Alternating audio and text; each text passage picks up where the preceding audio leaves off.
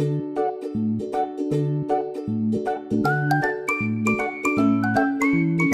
semuanya, assalamualaikum. Kembali lagi di video reaction saya kali ini guys. Oke, mudah-mudahan semuanya sehat selalu. Nah, kali ini saya mau tengok video pembahasan tentang ini ya.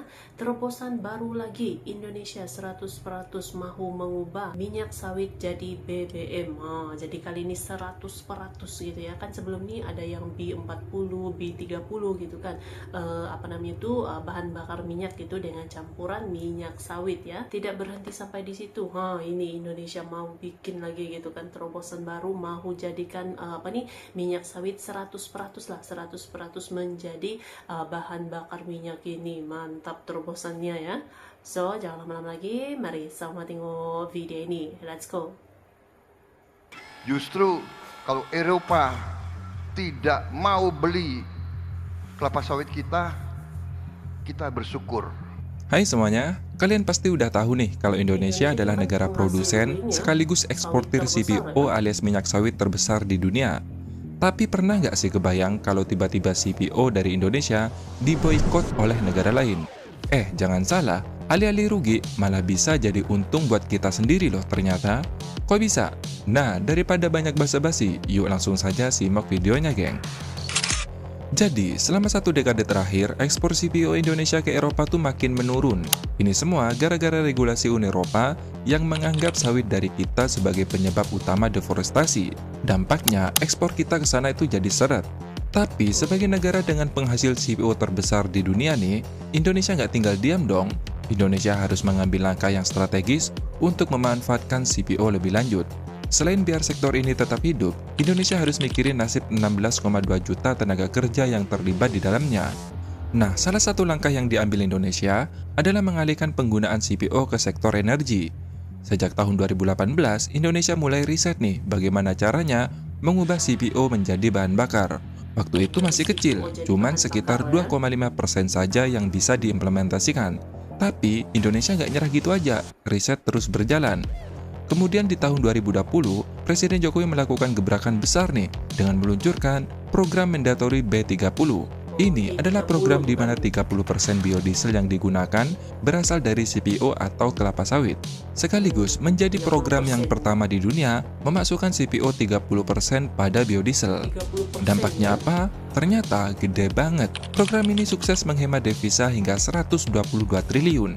Dan di tahun 2023, Indonesia naikkan lagi nih ke B35 alias menjadi 35% biomasa.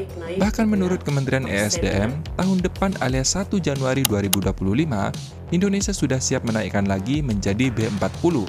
Dan kabar baiknya, uji coba B40 di sektor otomotif sudah selesai alias sukses. Tapi nggak berhenti di situ aja. Pola ini akan terus berlanjut sampai bisa pakai 100% biomasa dari sawit, alias B100. Kabar terbarunya, pemerintah baru saja meluncurkan bahan bakar campuran solar dan minyak sawit dengan rasio 50:50 atau B50. Uji coba B50 udah dilakukan pada 2 unit Toyota Innova diesel yang keluaran tahun 2018 tanpa dimodifikasi. Hasilnya luar biasa. Kendaraan ini sukses menempuh jarak hingga 170.000 km dengan konsumsi bahan bakar yang efisien, rata-rata hanya 11,82 km per liter. Dan satu lagi, yang bikin bangga, uji coba ini dilakukan oleh perusahaan swasta dalam negeri, yaitu PT Jonin Agroraya. Ini sekaligus menjadi sinyal positif karena sektor swasta mulai tertarik dengan energi hijau yang berbasis CPO.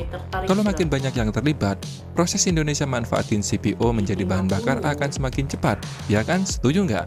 Nah, sekarang nih pertanyaannya, kenapa sih program ini penting banget? Ya sebenarnya jawabannya simpel, karena sektor energi kita memang lagi krisis, geng.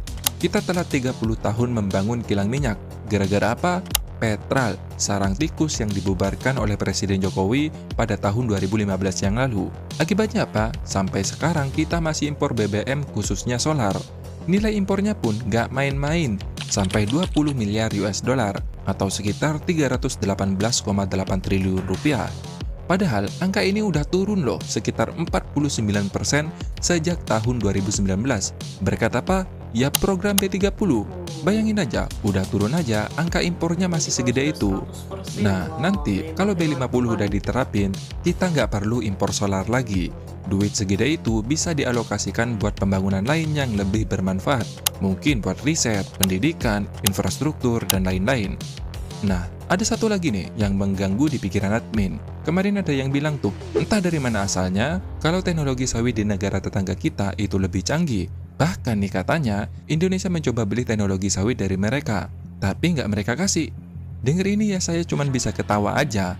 Faktanya, justru mereka loh yang bolak-balik ke Indonesia sejak tahun 2017 buat belajar cara konversi sawit menjadi BBM.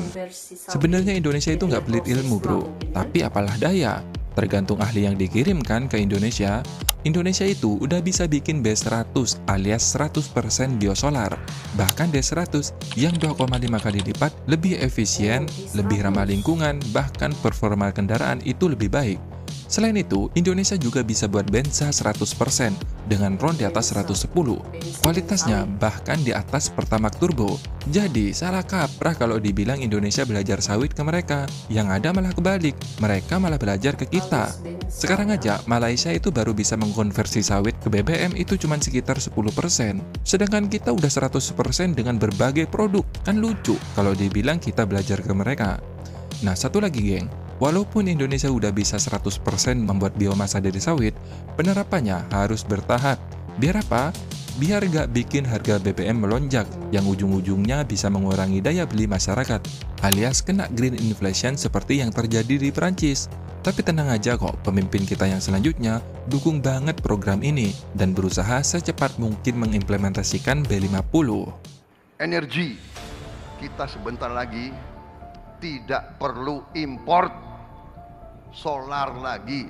Solar kita akan datang dari kelapa sawit. Solar dari Namanya kelapa sawit. biodiesel. Biodiesel. Sekarang sudah B35 dan kita akan percepat jadi B40, B50 minimal.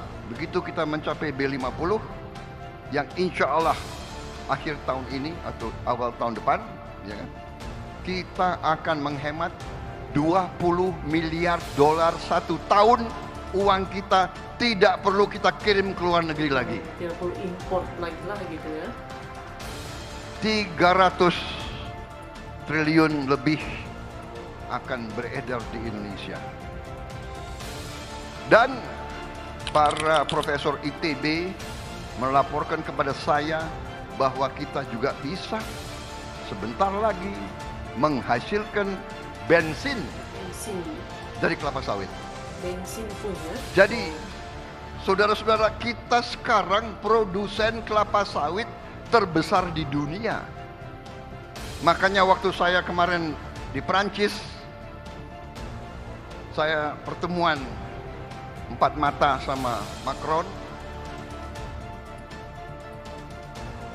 Mulai agak disinggung soal kelapa sawit, saya mengatakan, oh, yang mulia, enggak usah. Kami merasa justru kalau Eropa tidak mau beli kelapa sawit kita bersyukur. Jadi, seperti yang saya awal bilang, boikot dari Uni Eropa sebenarnya justru membuat Indonesia untung. Kenapa? Karena dengan begini, Indonesia nggak punya beban lagi ke depan buat menyuplai mereka.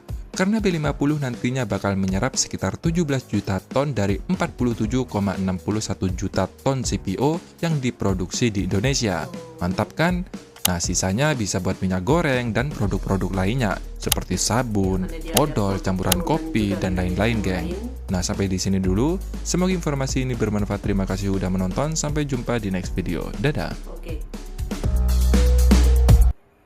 Oke guys, lihatlah dia videonya ini.